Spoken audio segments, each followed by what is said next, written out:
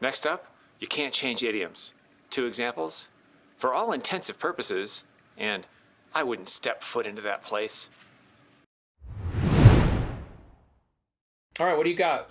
It just came to mind something that really bugs me. I just saw it on TV. I was watching CNN talking about some subject. I don't. There's so many topics that they have to cover now, but this is about the 5th time I've heard this on CNN, MSNBC, ABC, NBC. 5th or 6th time since the first of the year, and it really bugs me. Now there are certain constructions in English or any language called idioms. They're actually the hardest thing in the world to learn as a foreign speaker because they don't make any sense. Like it's raining cats and dogs. Well, I mean, what does that mean to a foreign speaker? And the same thing when you're studying German, all the idioms are the hardest things. Well, the prepositions are hard, but the idioms are really hard because they don't make sense. Yeah. Got to memorize it. Basically, you need to. So lately, there's, of course, the big one is when people say, for all intents and purposes. It drives me nuts. Yeah. It should be, of course, but you say it rapidly, so it sounds like for all intents and purposes. It sounds like for all intensive purposes. But it's for all intents and purposes. That's the idiom. You can't change idioms. You can't be clever and creative idioms. You can't say it's raining cats and field mice. It doesn't make any sense. Right. It's raining cats and dogs. That's the idiom. Because if you say it's raining cats and field mice, then you're being then that'd be what's we call a shitstorm. Oh, that'd be horrible. Yeah. But anyway. So wait a minute, but I want to back you up just a little bit. It's for all intents. And. Like INTENTS and the for all purposes, correct?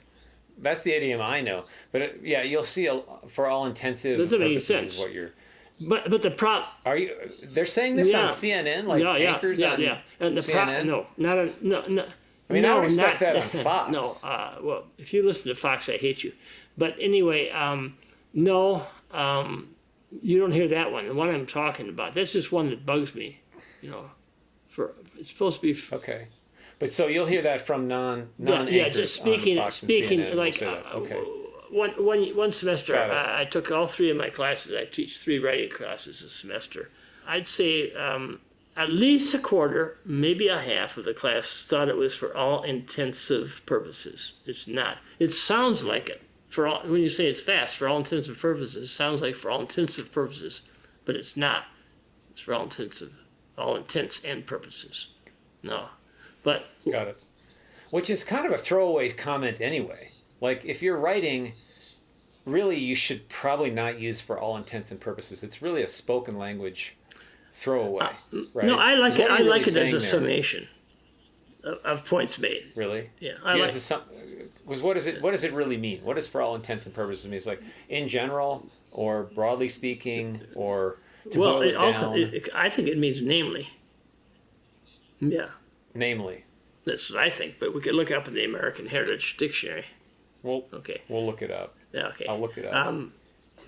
But we don't have time right now. We're on. Yeah, I want to talk about this idiom that really upsets me, and I've heard on all these major networks and CNN and MSNBC. It's this: the idiom is, "He set foot." S-E-T.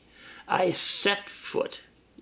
You can't step foot in anything. The idiom is I set foot.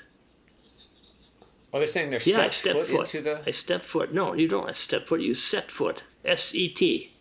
Yeah. Not S-E-T-P-E-D. No, I set foot.